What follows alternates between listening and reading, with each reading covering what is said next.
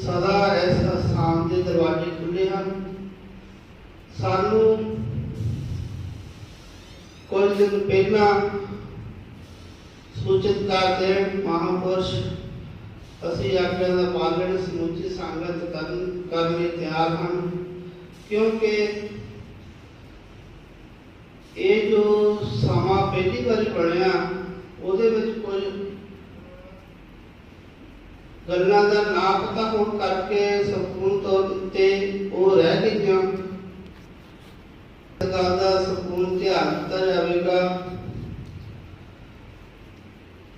ਦਾਸ ਵੱਲੋਂ ਮਹਾਂਪੁਰਸ਼ਾਂ ਨੂੰ ਅਤੇ ਮਹਾਂਪੁਰਸ਼ਾਂ ਦੇ ਟੀਮ ਦੇ ਅੱਗੇ ਹੱਥ ਬੰਨ੍ਹ ਕੇ ਬੇਨਤੀ ਹੈ, ਜੇ ਕੋਈ ਦਾਸਰਿਆਂ ਦੇ ਅਤੇ ਜਾਂ ਸੰਗਤਾਂ ਦੀ ਸੇਵਾ ਦੇ ਵਿੱਚ ਕਿਸੇ ਤਰ੍ਹਾਂ ਦੀ ਅਵਗਿਆ ਇਸ ਸਥਾਨ ਪਾਸੋਂ ਰਹਿ ਗਈ ਹੋਵੇ, ਖਿਮਾ ਦੇ ਜਾਚਕ ਹਾਂ।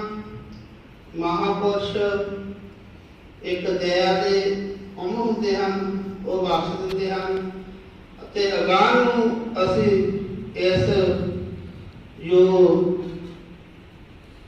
ਕੈਂਪ ਦੇ ਵਿੱਚ ਅਸੀਂ ਨਹੀਂ ਗੱਲਾਂ ਦਾ ਧਿਆਨ ਦੇ ਸਕੇ, ਕਲਾਸ ਵਗੈਰਾ ਜਾਂ ਹੋਰ ਕੋਈ ਗੱਲਾਂ ਦਾ, ਉਹ ਅਸੀਂ ਉਸ ਦੀ ਪੂਰਤੀ ਕਰਾਂਗੇ। ਹੁਣ ਸਾਡੇ ਬਹੁਤ ਹੀ ਸਤਿਕਾਰਯੋਗ ਸਮੁੱਚੀ ਸੰਗਤ ਨੂੰ ਬੇਨਤੀ ਹੈ, ਮਹਾਂਪੁਰਸ਼ਾਂ ਨੂੰ ਗੁਰੂ ਘਰ ਵੱਲੋਂ ਸਨਮਾਨ ਕੀਤਾ ਜਾਣਾ ਹੈ।